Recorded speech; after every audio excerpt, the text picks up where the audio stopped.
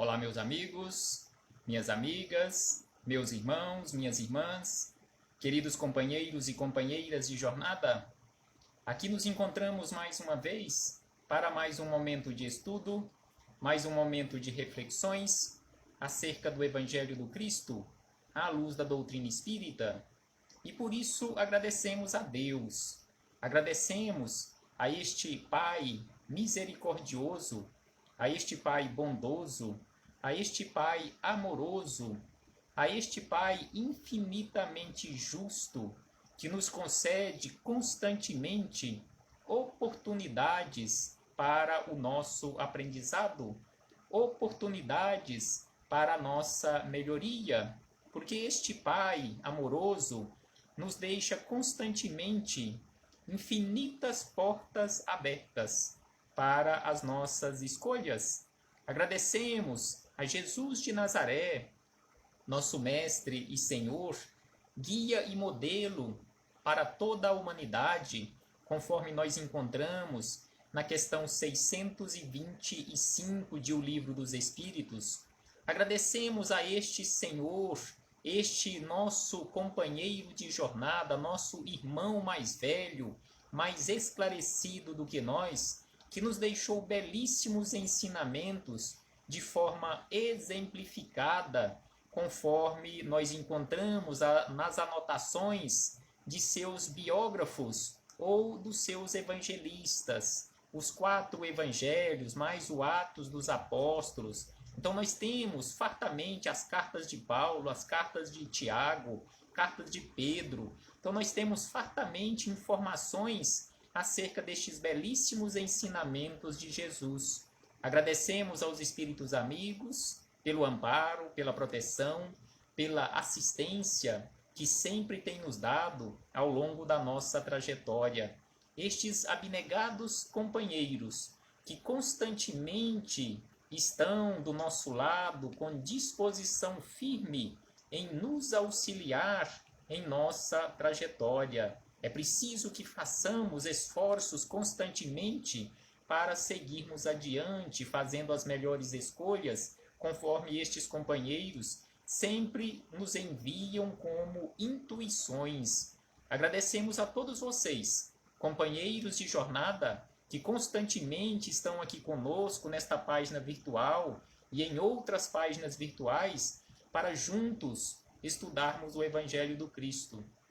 Sejam todos bem-vindos, em nome do Senhor Jesus, e que possamos aproveitar da melhor maneira possível estes minutos que nos foram reservados no relógio do tempo como oportunidades para a nossa reflexão, para o nosso aprendizado acerca do Evangelho de Jesus. E hoje trouxemos para as nossas reflexões, os nossos estudos deste momento, mais um capítulo do livro Palavras de Vida Eterna, de autoria do Espírito Emmanuel, em parceria com Chico Xavier. Esta parceria belíssima que durante décadas rendeu para nós, ficou aqui para nós, este acervo inestimável, como oportunidades para estudarmos o Evangelho de Jesus, conforme nós encontramos aqui neste livro Palavras de Vida Eterna, que é composto por 180 capítulos, cada um mais belo que o outro, cada um com informações mais profundas que o outro. Então, com certeza, esta parceria, Emmanuel e Chico Xavier, nos deixou este legado que, com certeza, na atual existência, por mais que estudarmos, por mais que dedicarmos, refletindo, estudando estes ensinamentos que Emmanuel, juntamente com Chico e outros espíritos amigos, igual André Luiz, mas sempre passando pelo crivo de Emmanuel, eles nos deixaram pelas mãos abençoadas de Chico Xavier. Então hoje o capítulo de número 30 do livro Palavras de Vida Eterna, que tem como título Para Vencer o Mal, que Emmanuel traz aqui para as reflexões um versículo da carta de Paulo aos Romanos, o versículo 12, capítulo 12, o versículo 21, E este mesmo versículo, Emmanuel já estudou ele em um outro capítulo, o capítulo de número 10, que tem como título Vencer o Mal. Já estudamos este capítulo, então Emmanuel, tal a importância desse trabalho constante para vencermos o mal, Emmanuel volta a estudar mais uma vez este versículo de Paulo. Mas antes de chegarmos nestas palavras belíssimas de Emmanuel, faremos a nossa leitura costumeira de mais um capítulo também do livro Pai, Perdoa-lhes, uma mensagem acerca do perdão, de autoria do Espírito Irmão José, em parceria com Carlos Bacelli. E o capítulo também é o de número 30, que tem como título Combatendo Terrorismo. Então aqui, Irmão José nos traz da seguinte maneira esclarecimentos acerca do perdão. Não des guarida a notícias maledicentes sobre a vida de teus semelhantes. Então aqui ele já começa nos orientando para que nós nos comportemos de tal forma para que nós não acolhamos em nós, não tenha aquela acolhida em nós, notícias maledicentes que outros companheiros tragam até nós relativamente a outros irmãos de jornada. Mas procure, ele orienta, ao invés de darmos guarida a estas maledicências, nós procurarmos não ofender também aquele que seja o portador daquela notícia ou que seja portador daquelas maledicências. Escuta-as. Ele fala que mesmo você sabendo que é uma maledicência, nós precisamos escutar em silêncio e na primeira oportunidade imprimir um novo rumo ao assunto. Ouça o que aquele companheiro tem a dizer, mesmo você tendo certeza que é um assunto que versa sobre a maledicência, mas ouça em silêncio, em prece, e na primeira oportunidade que possamos dar um novo direcionamento para o assunto. Não te consideres, aí ele diz que mesmo assim, se você, se eu, se cada um de nós conseguirmos nos comportar assim, mesmo assim não nos consideremos melhor do que aquele que esteja propagando a infelicidade alheia. Então, se nós já conseguirmos nos comportar assim, em ouvir a maledicência em silêncio e dar um novo direcionamento para o assunto, não nos consideremos como sendo pessoas melhores do que aquele maledicente. E aí ele diz ainda que quem espalha comentários desairosos sobre a conduta de alguém, ou seja, quem espalha maledicências em relação a outros companheiros de jornada, e quando, ou melhor, quase sempre, intenta esconder as próprias fragilidades. Então aqui ele nos chama a atenção que quando nós adotamos este procedimento equivocado em ficar falando mal dos outros, ou seja, usando a nossa língua de forma maledicente, quase sempre nós estamos usando este artifício, como se diz no linguajar popular, estamos construindo em torno de nós uma cortina de fumaça para esconder os nossos próprios defeitos, as nossas próprias fragilidades. E aí ele diz, ensina-lhe com bondade o que seja elevação verbal. Então aqui ele nos chama a atenção que é preciso que nós, se nós já tivermos condições, nós ensinarmos aos outros que ainda usam a língua para o mal, ou seja, usa a língua de forma maledicente, nós ensinarmos com bondade o que seja realmente o uso correto do verbo, o que seja realmente elevação verbal. E aí, por último, ele diz, especializa-te em combater o terrorismo da conversa menos edificante. Por isso o título do capítulo, Combatendo o Terrorismo. Então ele fala que nós precisamos nos especializar em combatermos terrorismo da conversa menos edificante e darás efetivo contributo à paz entre os homens. Então aqui ele nos chama a atenção neste último parágrafo, que se nós nos prepararmos, nos qualificarmos e nos tornarmos verdadeiramente capacitados, especializados neste combate ao terrorismo da conversa menos edificante, sem sombra de dúvida que nós daremos uma efetiva contribuição à paz entre os homens, à paz aqui na terra, que é o que tanto nós precisamos. Sempre foi preciso a paz aqui na terra, estamos precisando e continuaremos precisando implantarmos a paz aqui na terra. Mas como nós sabemos, a paz do mundo começa com a minha pacificação interior, ou seja, a paz do mundo começa em cada um de nós, começa na atitude pacífica de cada um de nós. Então aqui fechamos este parêntese com o irmão José, para começarmos as reflexões com Emmanuel, neste capítulo 30 do livro Palavras de Vida Eterna para Vencer o Mal, onde ele traz palavras, inicialmente palavras do apóstolo Paulo, nesta carta belíssima aos Romanos, no capítulo 12, versículo 21, onde Paulo disse aos romanos e a todos nós: não te deixes vencer pelo mal, mas vence o mal com o bem. Então aqui Paulo orientou naquela época os romanos e nos orienta ao longo desses 2000 anos que para vencer o mal não precisamos e não podemos ser maus também.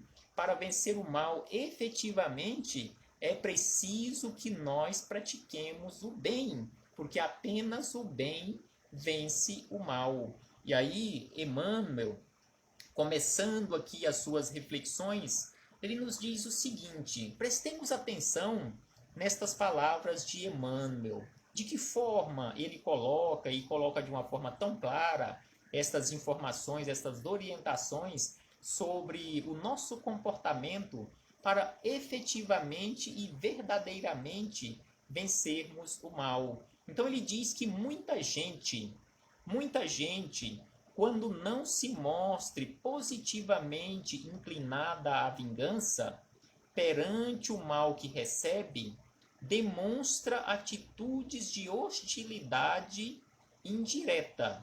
Então aqui ele nos chama a atenção que muitos de nós, quando recebemos o mal, quando alguém faz o mal contra nós, mas que nós não estamos muito inclinados ou positivamente inclinados à vingança, seja por não ter coragem, seja por falta de oportunidade, ou porque estamos tentando fazer escolhas melhores para a nossa vida, mas mesmo assim, perante o mal que recebemos, nós demonstramos atitudes de hostilidade indireta contra aquele que praticou o mal contra nós. E aí ele diz, como sejam o favor adiado, ou seja, nós temos a oportunidade de praticar um favor àquela criatura e não praticamos, deixamos para depois. E aí ele diz ainda que o fel da reprovação de permeio com o mel do elogio, o deliberado esquecimento quando se trate da honra ao mérito, ou a diminuição do entusiasmo na prestação de serviço em favor da pessoa menos simpática. Então aqui ele nos chama a atenção que e aí ele diz que muitos de nós nos comportamos assim, quando não inclinados verdadeiramente à vingança, em função de um mal que nós tenhamos recebido, mas mesmo assim nós nos comportamos com hostilidade indireta, nós adiamos um favor que poderíamos fazer para aquela pessoa, para auxiliá-la, nós também usamos contra ela o fel da reprovação, ali em permeio com o mel do elogio, nós esquecemos deliberadamente de algum momento, algumas oportunidades que poderíamos auxiliar também aquela pessoa, E nós também apresentamos aquela diminuição do entusiasmo em relação a uma prestação de serviço, principalmente uma prestação de serviço em benefício daquela criatura. E Jesus nos ensina: amai os vossos inimigos e orai por aqueles que vos perseguem. E amar os nossos inimigos, amar aqueles que nos prejudicaram, exatamente oferecer a outra face, ou seja, em tendo oportunidade em auxiliar aquela criatura, em estender a mão, estender um braço fraterno, um braço amigo, nós estarmos prontos para fazermos isto, mesmo que de forma indireta. Mas conforme Emmanuel nos fala aqui, que muitos de nós, quiçá a maioria, ainda não nos comportamos assim, ou seja, não estamos verdadeiramente, conforme nos orienta Paulo, não estamos verdadeiramente nos comportando de forma correta para vencermos o mal, porque para vencermos o mal é preciso que pratiquemos o bem, conforme Kardec questionou os espíritos amigos em uma questão de O Livro dos Espíritos, quando ele questionou se bastaria simplesmente não fazer o mal para sermos agradáveis a Deus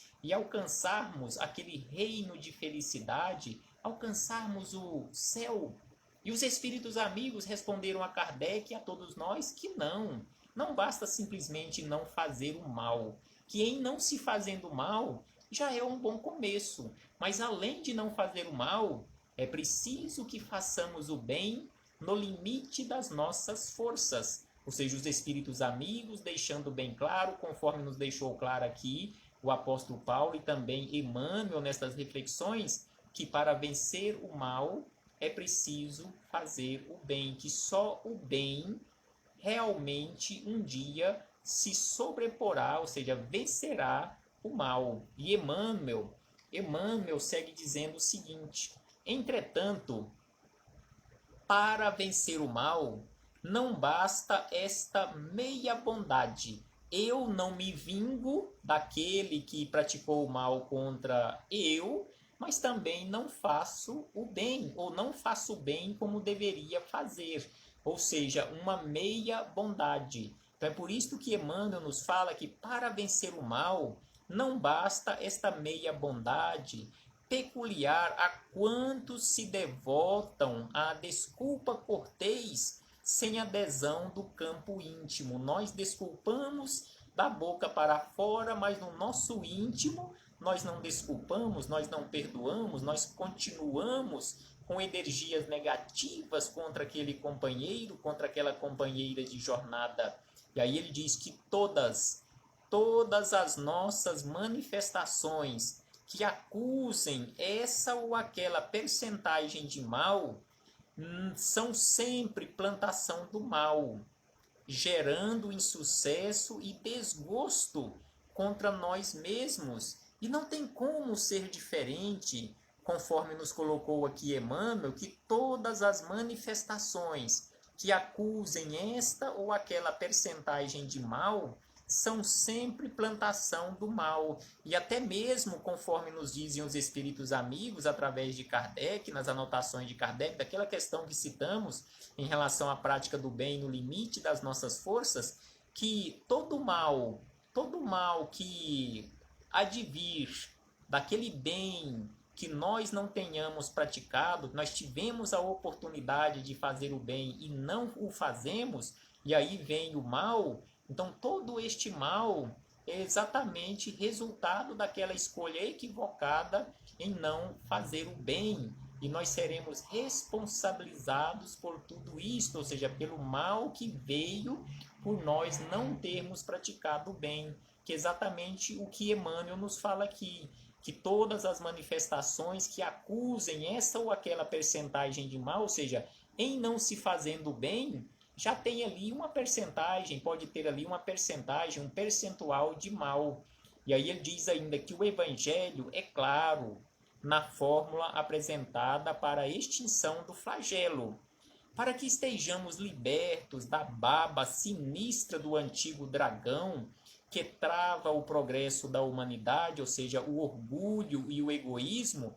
É indispensável É indispensável guardemos paciência contra as suas investidas, procurando esquecê-lo, perdoá-lo e fazer-lhe o bem, tanto quanto nos seja possível, porque o bem puro é a única força suscetível de desarmar-lhe as garras inconscientes. Então aqui Emmanuel nos fala de uma forma clara que para vencermos este dragão que atrapalha tanto, que trava o progresso da marcha da humanidade, este dragão que nós conhecemos com o nome de orgulho, de egoísmo, de arrogância, de prepotência, é indispensável que guardemos paciência contra as investidas, contra as suas investidas, procurando esquecê-lo, perdoá-lo